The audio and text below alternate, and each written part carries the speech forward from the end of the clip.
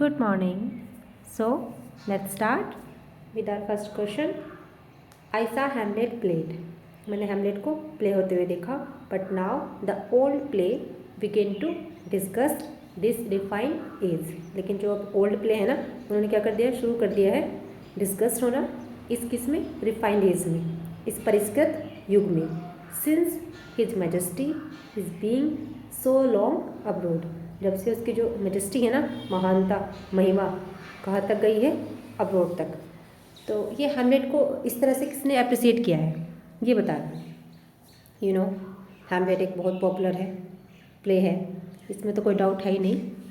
तो इस तरह का जो कमेंट दिया है, ये दिया है जॉन इवलिन ने. Okay, next question. Out out है ना, these are thy wanted arts. The above lines appear in, out out है ना, है ना एक वर्ड का नाम भी है, लगड़ बग्घा, आपने सुना होगा. These are thy wanted. Wanted किसको बोलते हैं, जो किसी काम को करने के लिए हैबिचुअल होता है, आदत होती है जिसको. तो ये तुम्हारी क्या है, एक हैबिचुअल आर्ट है, एक कला है. तुम्हारी आदत है क्या करना, धोखेबाजी करना, तुम्हारी आदत में है ये सैमसन बोलता है डेलिला को. डेलिला कौन थी, उसकी प्रेमिका, उसको चीट कर देती है ना वो, तो वो तब बोलता है आउट आउट है ना, these are thy wanted arts, है ना. ये तो तुम एक कला है तुम्हारे अंदर, एक तुम क्या हो, तुम्हारी आदत है, वॉन्टेड आर्ट्स, हैबिचुअल आर्ट है. ये बोला है सैमसन एगोनिस्ट ने. ओके, आपको बताइए एक क्लासिकल ट्रेजेडी थी, और इसके बारे में सबसे इम्पोर्टेंट पॉइंट ये है कि ये फॉलो करता है 3 क्लासिकल यूनिटीज़ को, unity of time, unity of place and unity of action. Okay, और ये ब्लैंक वर्स में है. पब्लिश हुआ था पैराडाइज रिगेन के साथ 1671 में. ओके, एक कोरल ड्रामा है, क्लोजेट ट्रेजेडी है, क्लोजेट जो परफॉर्म करने के लिए नहीं लिखा गया था. ओके, और उसमें जो मिल्टन है वो क्या करते हैं, फिलिस्टीन का मजाक बनाते हैं. He makes fun of Philistines. Okay, और आपको पता ही है सैमसन की ब्लाइंडनेस, अंधे हो गए थे ना इसमें, और वो डेलिला की वजह से ही हुए थे. तो वो उन्हें अपना सीक्रेट बता देते हैं, है ना. तो इसकी ब्लाइंडनेस का डिस्क्रिप्शन है इसमें. Okay, next question. Just are the ways of God and justifiable to man unless there be who think not God at all. Okay, just are the ways of God. हमें ये line को पढ़ के ऐसा लगेगा कि ये लाइन पैराडाइज लॉस्ट की है, लेकिन ये लाइन पैराडाइज लॉस्ट की नहीं है, ये लाइन सैमसन एगोनिस्ट की है. आपको बता दूं कि इसमें सैमसन एगोनिस्ट अंधा तो हो ही जाता है, उसकी ब्लाइंडनेस दिखाई गई है. और तब जब वो मतलब उसको जस्टिफाई करने के लिए बोलता है कि just are the ways of God. ये क्या होता है, एक भगवान का वे है ना, क्या करना, मैन के साथ जस्टिस करना. Unless there we who think, वरना कौन यकीन करेगा ना कि भगवान है या नहीं, है ना. Who think not God at all, जिनको ऐसा लगता है ना कि भगवान नहीं है, उनको जस्टिफाई करना. ये गॉड का क्या है, वे है, तरीका है. जब हम गलत करते हैं तो एक अंदर से इनर वॉइस आती है ना कि गलत नहीं करना, वरना गॉड विल पनिश अस, भगवान हमें क्या करेंगे, सजा देंगे. तो इस तरह से ये एक just are the ways of God, God का एक वे है, तरीका है. Okay, next question. The end then of learning is to repair the ruins of our first parent by regaining to know God aright and out of that knowledge to love him, to imitate him, to be like him. ये line कहाँ से है, the end then of learning, is to repair. जो learning है इसमें मतलब क्या करना है, टू रिपेयर द रुइंस, कि जो रुइन हुआ है ना, बर्बादी हुई है, ऑफ आवर फर्स्ट पेरेंट्स, जो हमारे पहले हमारे पूर्वज हैं. By regaining to know God aright, हमें क्या करना है, रिगेन करना है, to know God right. And out of that knowledge, और उस नॉलेज से to love him, to imitate him, उनको प्यार करना है, इमिटेट करना है, टू बी लाइक हिम, उनकी तरह बनना है. ये लाइन कहाँ की है, ये लाइन है ऑफ एजुकेशन की. Okay, of education. Just a second, of education कब आया था? 1644 में। ओके, और उसमें जब ये मिल्टन प्राइवेट स्कूल टीचर थे ना, तो प्राइवेट स्कूल टीचर के रूप में काम कर रहे थे, तो उन्होंने एक एजुकेशन रिफॉर्म लिखा है। ओके, और ये रिप्रेजेंट करता है कि जो मिल्टन का कॉम्प्रिहेंसिव व्यू है, किसके लिए? एजुकेशन के सुधार के लिए, शिक्षा के सुधार के लिए। ओके, वो इंग्लैंड में जो एजुकेशन सिस्टम है और उसको कैसे चेंज किया जाए फॉर इम्प्रूवमेंट। ओके, और ये जो ऑफ एजुकेशन है, इट वाज रिटन, ये लिखा गया था at the request of Samuel Hartlib. Okay, SAMUEL, Samuel, HARTHIV। Okay, Samuel Hartlib की रिक्वेस्ट पे लिखा गया था। Okay, next question, Milton left England for a tour of the continent in 1638। Milton ने इंग्लैंड छोड़ दिया था, एक टूर के लिए गए थे वो 1638 में। फॉर हाउ मेनी मंथ, कितने मंथ्स के लिए गए थे ये बताना है। तो वो गए थे ऑलमोस्ट 15 मंथ्स के लिए। ओके, 1638 में मिल्टन एक टूर पे गए फ्रांस के और इटली के, और वहीं पे रहे, remain there till July 1639। Okay, और मिल्टन का जो वर्क है ना, डिफेंसियो सिकुंडा, आपने पढ़ा होगा, वो नरेट्स करता है travel to the European countries. जो वे यूरोपियन कंट्रीज़ में घूमे थे ना, उसी के बारे में है वो। ओके, मतलब उसमें नरेशन है उसका। और फ्रांस में जब वो फ्रांस गए थे इसी दौरान, तो वहाँ पे वो मिले थे ह्यूगो ग्रोटिस। ओके, एक थियोलॉजियन थे वो, एक पोएट थे, ह्यूगो HUGO, ह्यूगो ग्रोटिस GROTIUS, उनसे मिले थे। ओके, और इटली में वो किससे मिले थे? एस्ट्रोनॉमर से, गैलीलियो। ओके, गैलीलियो का नाम आपने सुना होगा। एस्ट्रोनॉमर से मिले थे, एस्ट्रोनॉमर गैलीलियो से, बैंडिटी से और एंटोनियो से। ओके, मैंने आपको बताया ना अभी कि 1638 में वो ट्रिप पे गए थे, मतलब एक टूर पे गए थे फ्रांस में और इटली में। तो फ्रांस में तो वो मिले ह्यूगो ग्रोटिस से। ओके, और इटली में किससे मिले थे? गैलीलियो से, बैंडिटी से, एंटोनियो से। ओके, और फिर 1639 जुलाई में वो ही केम बैक टू इंग्लैंड, वो फिर वापस इंग्लैंड आ गए थे due to English civil war, English civil war की वजह से। Okay, next question, how many anti political tract were written by Milton. Milton ने चर्च के विरोध में कितने ट्रैक्ट लिखे, ये बताना है कि कितने उन्होंने ट्रैक्ट लिखे थे। तो मिल्टन ने लिखे थे 5 ट्रैक्ट। ओके, मैं आपको बता रही हूँ कौन कौन से थे। ऑफ रिफॉर्मेशन, ओके, अटेंटिवली सुनना है आपको। Of reformation, of prelatical episcopacy, okay, animadversions, the reason of church government, apology for Smectymnuus. Okay, ये उन्होंने 5 ट्रैक्ट लिखे थे। Okay, next question, which one of the following is not among the anti prelatical tract of Milton. इनमें से कौन सा नहीं है ये बताना है आपको।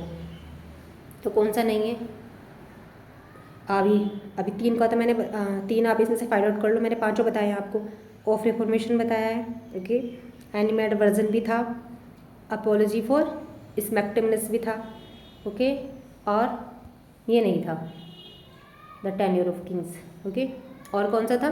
3 तो हो गए, और कौन सा था? ऑफ प्रिलैटिकल एपिस्कोपेसी, ओके, और the reason of church government. हो गए 5 ट्रैक्ट थे, ओके, जो उन्होंने चर्च के विरोध में लिखे थे। Okay, next question, poem 1645 by Milton was republish. जो इस 1645 में जो पोएम्स है, ये कलेक्शन था, ठीक है, कलेक्शन था। इसमें काफ़ी सारे वर्क थे उनके इंक्लूड, कुछ नोटेबल वर्क जैसे कि odd on the morning of Christ nativity, commerce Lycidas, मतलब इस तरह के नोटेबल वर्क जो है पब्लिश हुए थे इस कलेक्शन में। कौन से कलेक्शन में? जो ये कलेक्शन आया था पोएम्स 1645 5। ओके, ये फिर से एक बार और मतलब रिपब्लिश किया गया था, तो हमें उसका ईयर बताना है, तो उसका ईयर है 1673। Okay, next question, who wrote a series, किसने लिखी एक सीरीज ऑफ कमेंडेटरी ऐसे ऑन पैराडाइज लॉस्ट, किसने लिखी ये बताना है हमें। सीरीज ये लिखी थी, आप बताओ। इतने कोशिश मतलब कोशिश से मेरा सेंस है, आप आंसर लगाने की कोशिश करो। तो ये लिखी थी जोसेफ एडिसन ने, ठीक है, एक पैराडाइज लॉस्ट पे एक सीरीज लिखी थी। Okay, next question, who did not appreciate Milton's purposely, ऐसा कौन था जिसने मिल्टन को पर्पजली मतलब जानबूझ के एप्रिसिएट नहीं किया। Adopted grand style, you know Milton जाने जाते हैं अपने ग्रांड स्टाइल के लिए, उसको अडोप्ट कर लिया। एंड सैड, और कहा, इट वाज एन इन्फ्लुएंस, ये क्या है, एक इन्फ्लुएंस है, प्रभाव है, against which we still have to struggle, जिसके लिए हमें क्या करना है, अभी भी क्या करना है, स्ट्रगल करना है, संघर्ष करना है। ओके, ऐसा स्टेटमेंट दिया था टी.एस. इलियट ने। Okay, T S. इलियट बहुत ही सीवियर क्रिटिक थे मिल्टन के, उन्होंने काफ़ी क्रिटिसाइज भी किया मिल्टन को। इनफैक्ट उन्होंने मिल्टन को ये भी बोला है कि Milton rights English like a dead language, Milton English को कैसे लिखते हैं, लाइक ए डेड लैंग्वेज, एक डेड लैंग्वेज की तरह लिखते हैं। Okay, T S. इलियट ने ये भी क्रिटिसाइज किया है मिल्टन को कि टी.एस. इलियट ने कहा है मिल्टन के बारे में कि वो क्या करते हैं, सेपरेशन दिखाते हैं of reason and emotion in poetry, poetry में वो इस तरह का दिखाता है।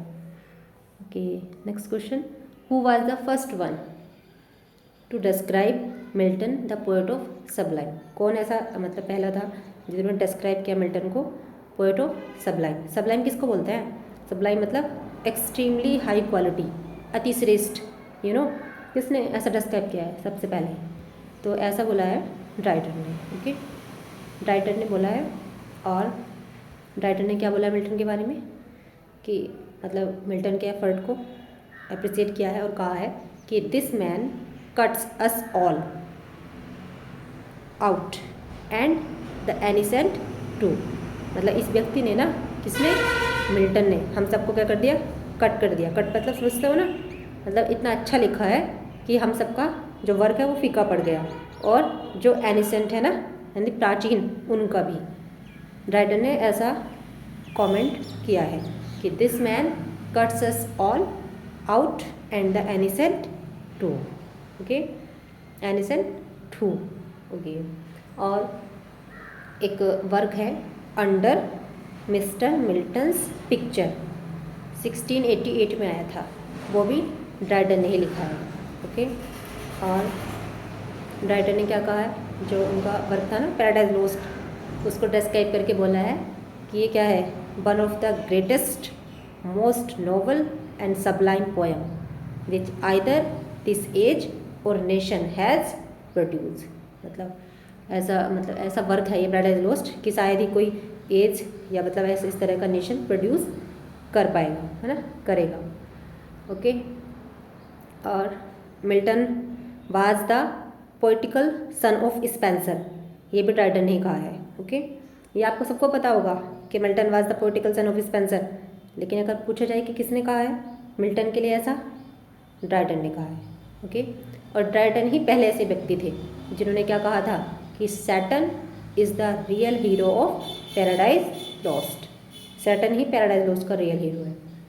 ये भी ड्राइटन ही ऐसे थे पहले कहने वाले। Okay, next question, who laces the corrupt Cavalier of his age by representing them as sons of Belial and flown with insolence and wine। Okay, किसने किया था, मिल्टन ने किया था। ओके, पैराडाइज लॉस्ट में ये मतलब उनको क्रिटिसाइज किया था ना, कैवलियर्स मतलब who less the corrupt Cavalier, मतलब उनको बोला था सन्स ऑफ बिलाल, और वो किससे भरे हुए हैं, इंसोलेंस से, वाइन से, ना, मिल्टन ने बोला था। ओके, शेक्सपियर की पोइट्री करेक्टरलेस है, Shakespeare poetry is characterless, that is it does not reflect the individual Shakespeare, मतलब ये रिफ्लेक्ट नहीं करती किसको, इंडिविजुअल शेक्सपियर को। मतलब जब हम शेक्सपियर की पोइट्री पढ़ते हैं ना तो हमें पता नहीं चलता कि हम शेक्सपियर की पोइट्री पढ़ रहे हैं, है ना, मतलब उससे ऐसा हमें फीलिंग नहीं आती। But John Milton himself is in every line of the paradise lost, you know, John Milton जो है खुद क्या है, पैराडाइज लॉस्ट की हर लाइन में है। लेकिन जब हम पैराडाइज लॉस्ट पढ़ते हैं तो क्या लगता है कि ये जॉन मिल्टन ने लिखा है।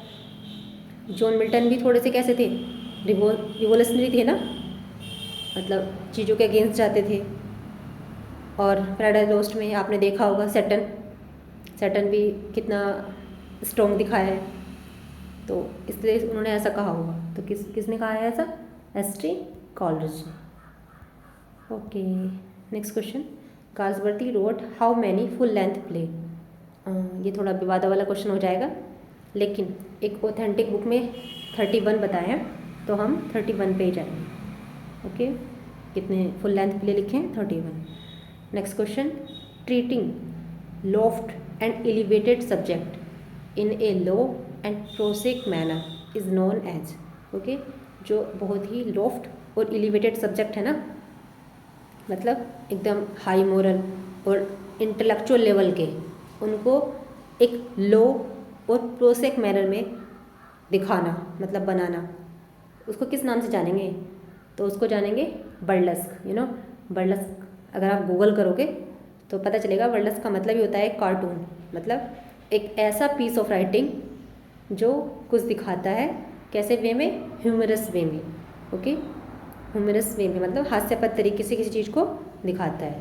तो जब आप किसी लोफ्टी और एलिवेटेड सब्जेक्ट को लो मैनर में करके दिखाओगे ना, तब उसको हम बर्लेस्क कहेंगे। Okay, next question, who says, कौन कहता है, द करेक्टर ऑफ रोजालिंड, जो रोजालिंड का करेक्टर है, is among Shakespeare's greatest, Shakespeare की महानतम और most fully realised female character, you know, सबसे ज़्यादा, मतलब इस तरह से किसने अप्रिशिएट किया है, इसको अप्रिशिएट किया है हेराल्ड ब्लूम ने।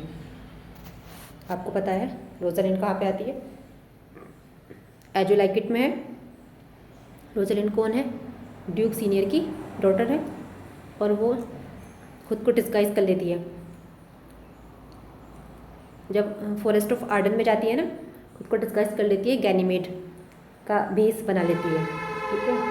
और रोजालिंड क्या है, एक रोजालिंड को लॉन्गेस्ट फीमेल रोल मिला है, यू नो, ऑलमोस्ट वो 721 लाइन बोलती है प्ले में, लॉन्गेस्ट फीमेल रोल। ओके, और इसकी बहुत ही एक लाइन पॉपुलर है जो मुझे पसंद है, जब वो बोलती है, beauty provokes thieves sooner than gold.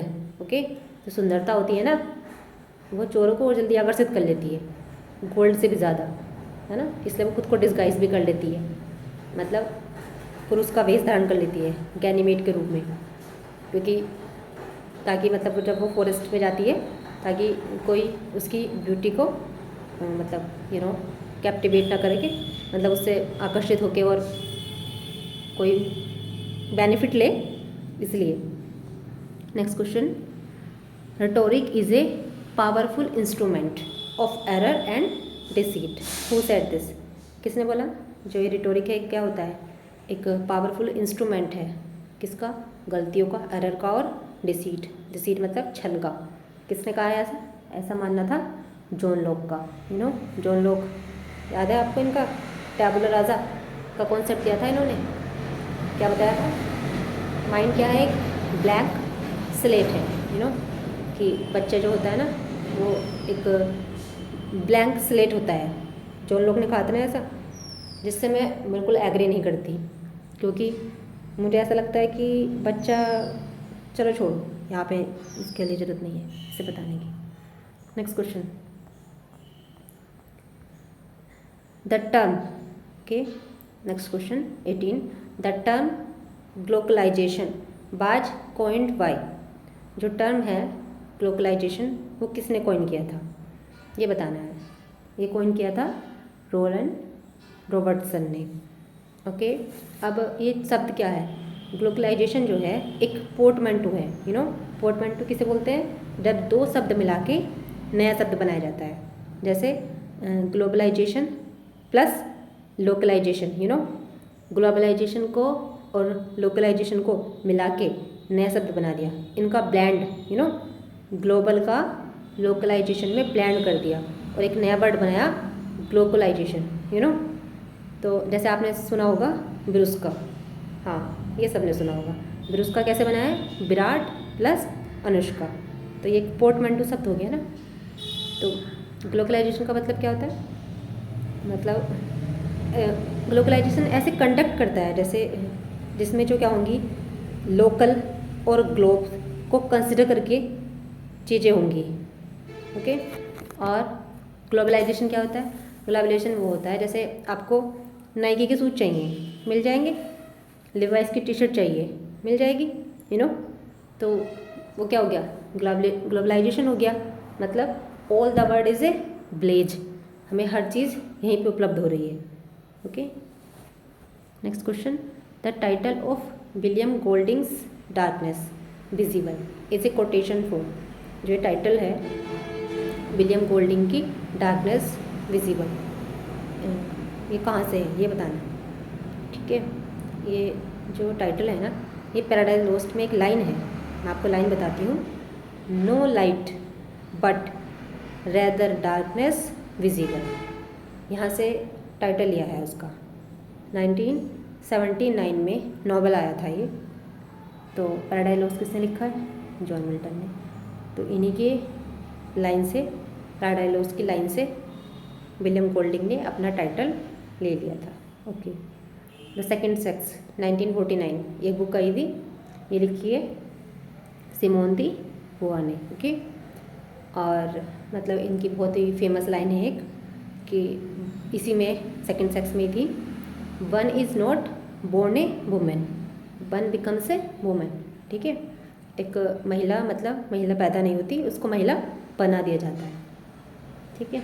Next question, who in Richard second, Richard second में कौन है ऐसा, मतलब रिचर्ड सेकंड में किल्स रिचर्ड, जो रिचर्ड सेकंड प्ले है उसमें रिचर्ड को कौन मारता है, व्हेन ही हियर्स, जब वो सुनता है, ऑफ हेनरीज कोरोनेशन, जब वो कोरोनेशन किसको बोलते हैं, राज तिलक, जब वो सुनता है ना हेनरी का राज तिलक, तो कौन मारता है उसको, तो जो ये होता है ना सर पियर्स एक्सटन, ये उसको क्या करता है, स्टैब हिम, उसको छुरा भोंक देता है, ओके।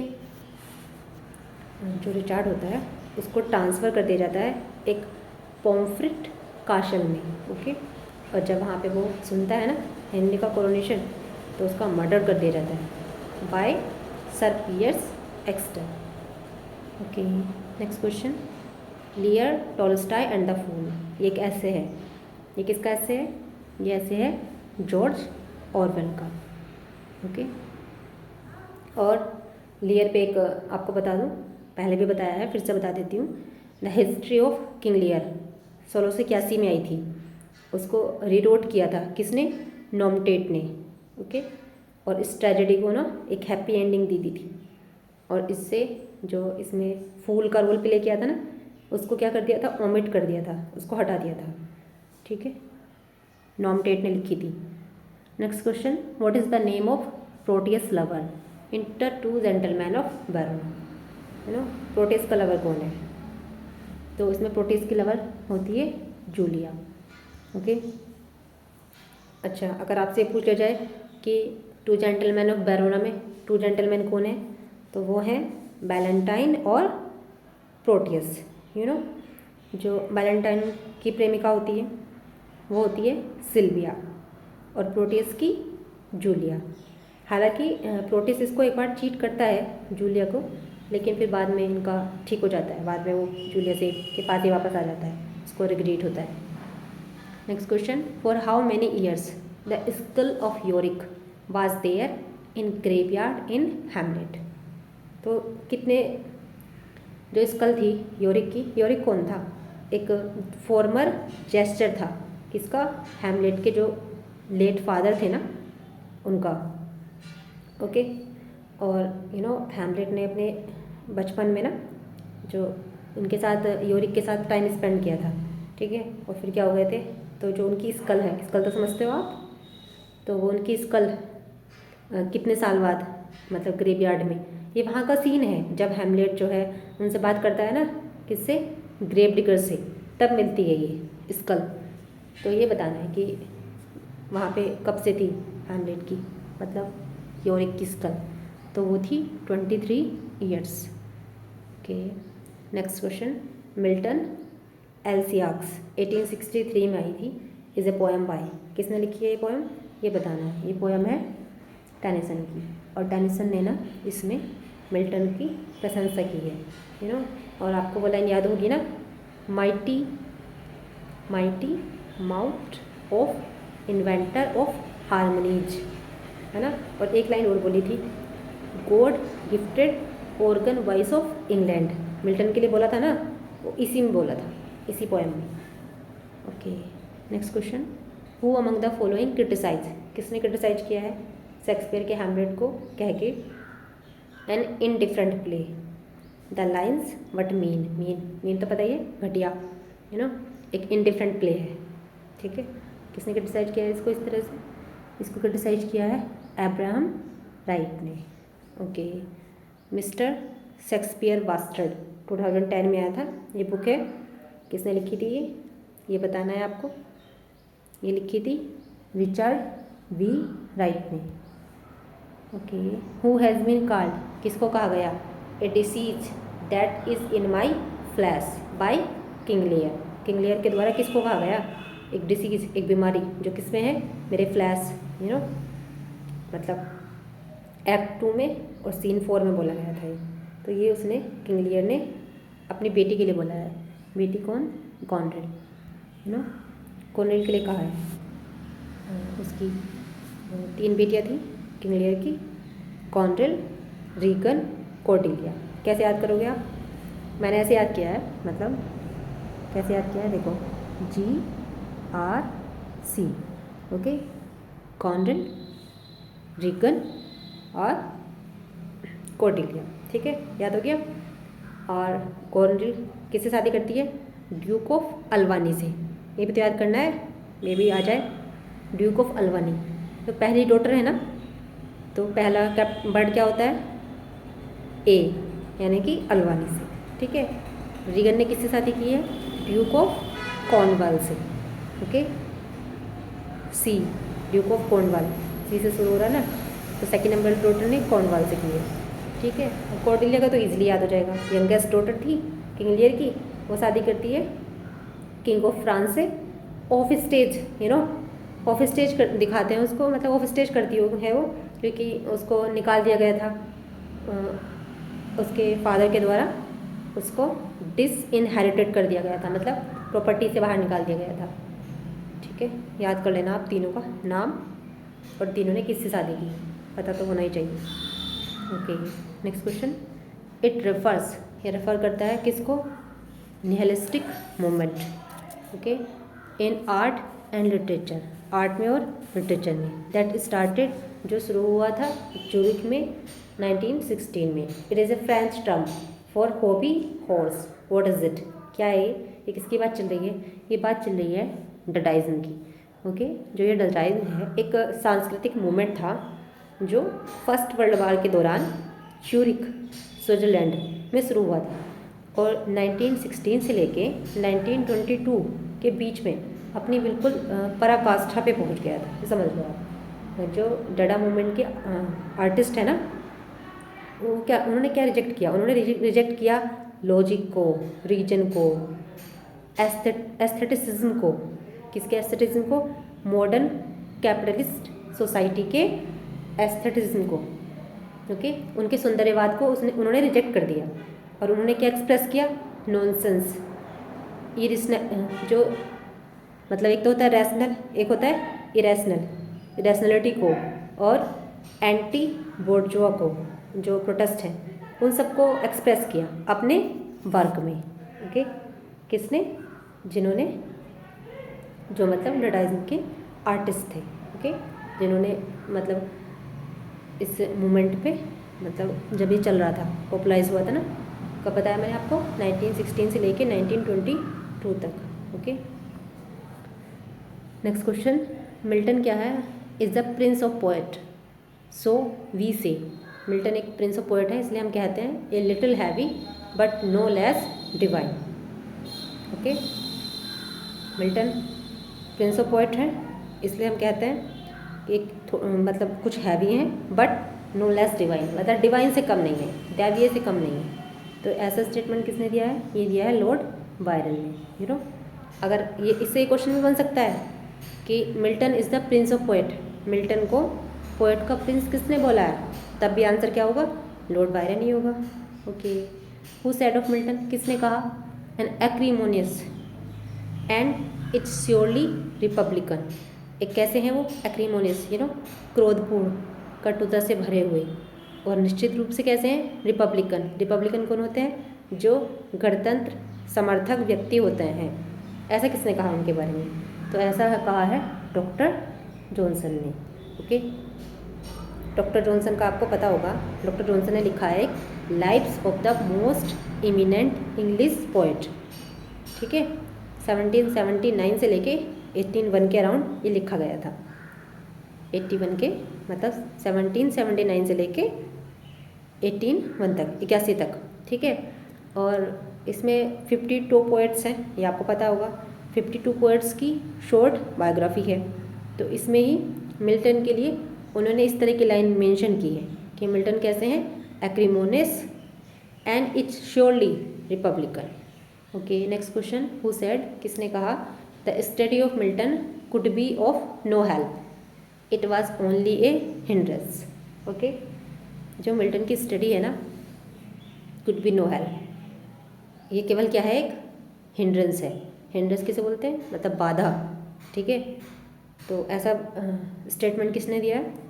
ये स्टेटमेंट दिया है टी.एस. इलियट ने। Okay, T S. इलियट का ना एक वर्क था Milton two TWO, Milton two studies. Okay, 1968 में आया था, वहाँ पे उन्होंने बोला टी.एस. इलियट ने, हु इट्स सीक्रेटली कॉल्ड, किसने सीक्रेटली कहा? क्या कहा? बैकनेयर। ओके, किसने सीक्रेटली, किसको कहा गया सीक्रेटली? किसने कहा नहीं, किसको कहा गया सीक्रेटली? क्या कहा गया? बैकनेयर by the Forsyte family, Forsyte family के द्वारा in the Forsyte Saga. You know, Forsyte Saga सबको पता होगा, गाल्सवर्दी का है। तो किसको कहा गया? ये कहा गया था फिलिप वोसेनी को। यू नो, फिलिप वोसेनी क्या था? एक आर्किटेक्ट था, यू नो, जो क्या कर रहा था? सोम्स फोर्साइट का घर बना रहा था ना, रोवेन हिल नाम था उस घर का। ओके, उसकी बिल्डिंग को वो बना रहा था, बिल्ड कर रहा था। तो वहाँ पे उसे किससे प्यार हो जाता है? आयरिन से। ओके, जो इसकी हीरोइन है उसको प्यार हो जाता है। आयरिन क्या होती है? सोम्स फोर्साइट की वाइफ होती है ना। फिर भी उसको उससे यू नो उनका अफेयर चल जाता है। ठीक है, चलो। ओके, वैसे लास्ट में जो ये फिलिप वोसेनी होता है ना, इसके बारे में क्लियर नहीं किया गया प्ले में कि वो सुसाइड करता है या कोई उसको मार देता है या वो एक्सीडेंटली मारा जाता है, बताया नहीं गया इसके बारे में। Next question, which of the following is a fictional jar. Okay, इनमें से कौन सा फिक्शनल जार है? फिक्शनल कौन से होते हैं?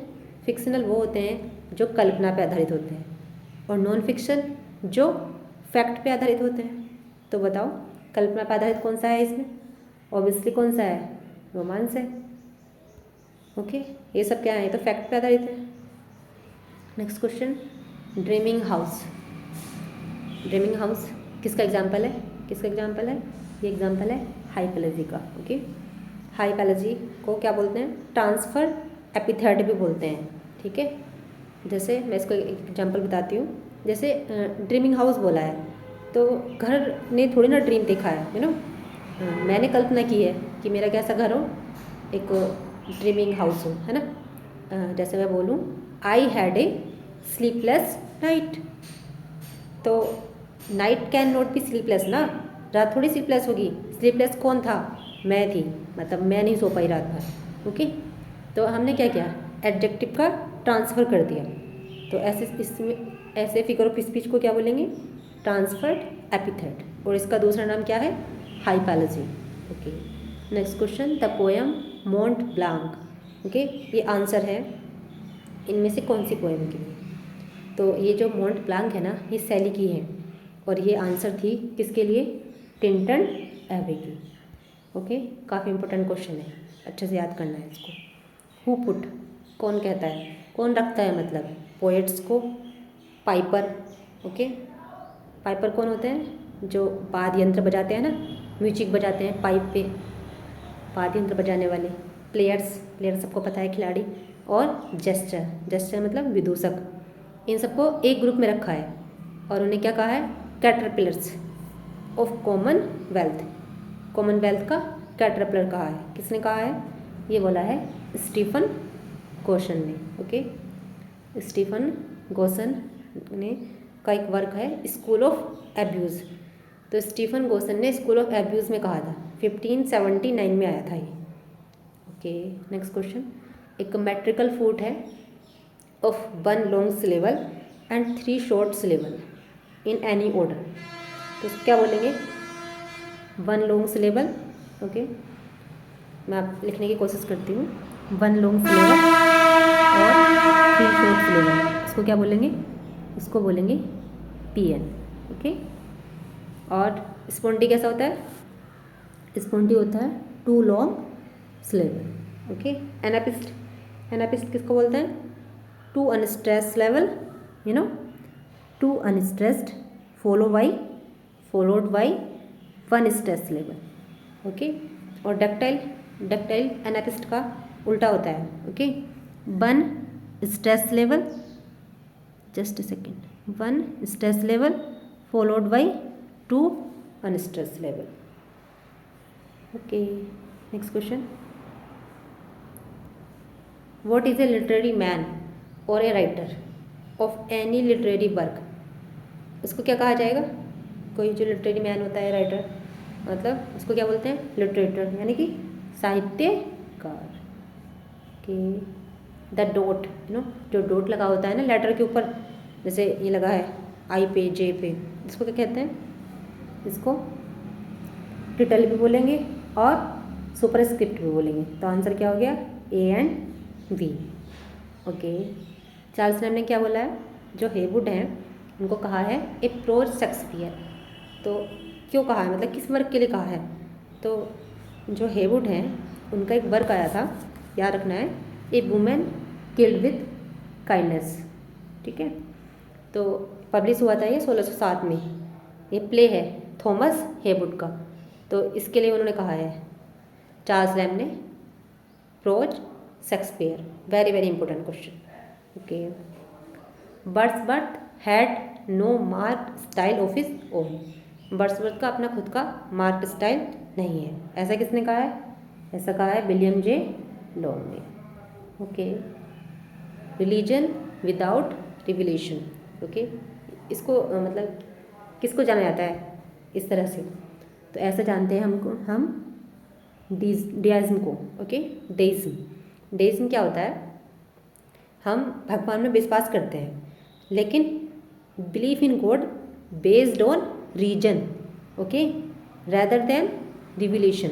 ओके, मतलब किसी स्पेसिफिक रिलीजन की शिक्षा ना दे के ना हम भगवान में विश्वास करते हैं रीजन पे, तर्क के आधार पे।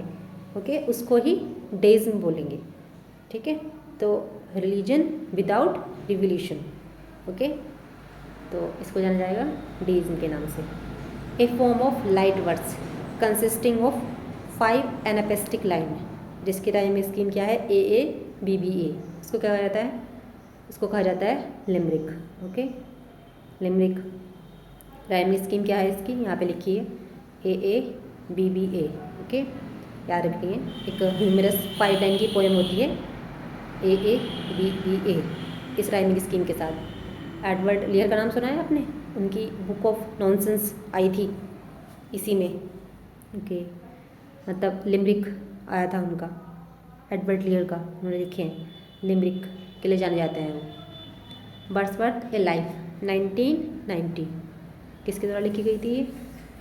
ये लिखी गई थी स्टीफन गिल के द्वारा। ओके, जो पर्टिकुलर बुक है उनका राइटर तो आपको याद करना ही पड़ेगा, लेकिन जहाँ पे कोट वगैरह है उसको ट्रांसलेट करके और पीछे का बैकग्राउंड बता के मैं कनेक्ट कर सकती हूँ, सो दैट लंबे समय तक वो हमें रिटेन हो सके हमारे माइंड में। ओके, तो जैसे ये बुक ये आपको ऐसे याद करनी पड़ेगी कि Wordsworth a life 1990 Stephen Gill. और ये याद कैसे होगी? रिपीटिशन से, बार बार पढ़ने से। एक बार पढ़ने से चीज़ें हमारे माइंड रिटेन नहीं कर पाता, भूल जाते हैं हम चीज़ों को। Okay, next question. O dark dark dark amid the blaze of noon. Okay, irrecoverably dark, total eclipse without all hope of day। ये लाइन कहाँ पे है? ये लाइन सैमसन की है। सैमसन क्या कर रहा है? ब्लाप कर रहा है अपनी किस पे? ब्लाइंडनेस पे। सैमसन एगोनिस्ट ऑटोबायोग्राफिकल तो है ही, आपको पता है। जॉन मिल्टन भी तो अंधे हो जाते हैं ना, तो वो क्या कर रहा है? वो कह रहा है डार्क डार्क डार्क, अंधेरा। जब अंधे हो जाएंगे तो अंधेरा ही लगेगा ना। एमिड द ब्लेज ऑफ नून, किसके बीच में? जो दोपहर की ब्लेज है ना, तपन, उसमें भी, उसके बीच में भी। ई रिकवर ई रिकवर डार्क टोटल, पूरी तरह क्या है? एक्लिप्स। एक्लिप्स किसको बोलते हैं? ग्रहण। Without all hope of day, मतलब जीवन में क्या नहीं है? कोई उम्मीद नहीं है उसके बिना। इस तरह का विलाप किया है सैमसन ने। कहाँ पे? सैमसन एगोनिस्ट में, अपनी ब्लाइंडनेस के। Okay, who wrote the book? किसने लिखी है ये book? Prospero and Caliban, the psychology of colonisation, 1956 में आई थी। ओके, ये आई थी ऑक्टेव मैनोनी के द्वारा। ओके, आपको पता होगा प्रोस्पेरो कहाँ आता है? टेम्पेस्ट में आता है। और कैलिवन कौन था? प्रोस्पेरो, उसको क्या बना रहता है? गुलाम। प्रोस्पेरो का स्लेव था वो। ओके, और प्रोस्पेरो क्या करता है? प्रोस्पेरो कोलोनाइज कर रहता है किसको? कैलिवान को। ठीक है। One of the following play has a chorus in it. मैंने कोरस की वीडियो अलग से भी बना रखी है कि एपिलॉग और प्रीलॉग शॉर्ट में है वो, और वैसे भी बना रखी है। आप चाहे तो वो देख सकते हो कि किस प्ले में कोरस है, मतलब कोरस है, एपिलॉग है, प्रीलॉग है, किस किसने बोला है। और अब हमें ये बताना है कि इनमें कौन है जिसमें कोरस है, तब वो मैकबेथ है। मैकबेथ में आपने सुना है ना, बिचेज होती हैं, 3 बिचेज, वो चैंट करती हैं famous line, double double toil and trouble. सुनिए आपने लाइन, तो वहाँ पे वो मैकबेथ में बिचेज करती हैं। ओके, शॉर्टेस्ट ट्रेजेडी है ये शेक्सपियर की, मैकबेथ। अच्छी है, समरी पढ़ी होगी आपने। Okay, it is a first person narration. ये फर्स्ट पर्सन नरेशन मतलब फर्स्ट पर्सन नरेट करता है of socially significant experience. Socially जो सिग्निफिकेंट होते हैं, महत्वपूर्ण एक्सपीरियंस को, ओके, अपने अनुभवों को, रिप्रेजेंट अदर्स, दूसरों को क्या करते हुए? रिप्रेजेंट करते हुए, हु हैव लिव्ड, जो रहे हैं, थ्रू सिमिलर सिचुएशन, जो ऐसे ही समान सिचुएशन के थ्रू रहे हैं। ओके, तो ये किसकी बात हो रही है? टेस्टिमोनी की। आपने अगर लास्ट टीचटी वाला पेपर देखा हो, प्रीवियस ईयर वाला, तो उसमें काफ़ी क्वेश्चन आए थे बायोग्राफी से, ऑटोबायोग्राफी से, मेमोर से। इस बार भी आ सकते हैं। टेस्टिमोनियो, ट्रेवलॉग, बायोग्राफी, ऑटोबायोग्राफी, मेमोआ, सबकी आपको पता होना चाहिए कि किसके बारे में क्या पर्टिकुलर कैरेक्टरिस्टिक्स है। Okay, next question. Man should be what they seem. Okay, व्यक्ति को ऐसा होना चाहिए जैसा वे क्या होते हैं? दे सीम टू बी, जैसा वे दिखना कैसा होते हैं? प्रतीत होते हैं। और those that be not would they might seem none. और अगर वे नहीं हैं, इफ़ दे आर नोट, तो आई विश, मैं इच्छा करता हूँ, क्या इच्छा करता हूँ? कि वे क्या ना करें? They would not pretend, way pretend ना करें टू बी एनीथिंग, कुछ भी ऐसा होने का जो वे नहीं हैं। ये किसने बोला है? आपको लगा होगा थोड़ा सा कि मैं किसकी बात कर रही हूँ। ये बोला है यागो ने। ओके, आपको पता है यागो विलन था, ओथेलो में आया था। ओके, यागो क्या कर रहा है? यागो मतलब देखो, वैसे तो आपको बता दूँ, यागो खुद इतना बड़ा ड्रामेबाज है। आपको पता है ड्रामेटिक आयरनी भी बोलते हैं हम ओथेलो को। क्यों कहते हैं? क्योंकि हमें पहले ही पता होता है, ऑडियंस को पता होता है, वो अवेयर होते हैं कि यागो क्या है? दुष्ट व्यक्ति है। और ओथेलो को नहीं पता होता है, वो उसको फिर भी सिम्बलाइज करता है ऑनेस्ट, मतलब इस तरह के वर्ड आते हैं बार बार यागो के लिए। और वो दुष्ट व्यक्ति वो खुद ऐसे ही कह रहा है, जो खुद एक इम्पोस्टर है, होता कुछ और है और दिखाने की कोशिश कुछ और करता है। वो खुद कह रहा है ऐसे कि man should be what they seen, man को, व्यक्ति को वही होना चाहिए जो वो दिखाना, मतलब जो वो दिखाना जैसा वो दिखता है। अगर वो ऐसा नहीं है ना तो वो क्या ना करे, प्रिटेंड करने की, दिखावा करने की कोशिश ना करे जो वो नहीं है। लेकिन वैसे यागो कहता है, ये कब कहता है, मतलब ओथेलो से कहता है ये कैसियो के बारे में बातें कर रहा होता है। ओके, डिस्कशन कर रहा होता है कैसियो के बारे में, कैसियो की ट्रस्ट वर्थी के बारे में, तो वो खुद ही इस तरह की बातें कर करके ओथेलो को मैनिपुलेट कर देता है, ठीक है। और उसके मन में डाउट आ जाता है, किसके लिए, डेस्डेमोना की लॉयल्टी के लिए। Okay, next question, Falstaff give me life is a book by, किसने लिखी है ये, फॉलस्टॉप गिव मी लाइफ, ये किसकी बुक है, ये बुक है, याद रखना है आपको, ये बुक है हेराल्ड ब्लूम की। अभी रिसेंटली EMRS में एक क्वेश्चन आया था कि फॉलस्टॉप कितने प्ले में आता है, तो फॉलस्टॉप 3 प्ले में आया। फॉलस्टॉप मैंने पहले भी अपनी वीडियोस में बताया है, मैं फिर से बता रही हूँ। हेनरी IV पार्ट 1 में, हेनरी IV पार्ट 2 में और मैरी वाइफ्स ऑफ विंडसर में। ओके, और 3 प्ले में आया और हेनरी V में उसकी डेथ का जिक्र हुआ है, ठीक है, सिर्फ जिक्र हुआ है, वो नहीं आया, ठीक है। वो एज ए करेक्टर सिर्फ 3 प्ले में अपीयर होता है। Okay, thank you.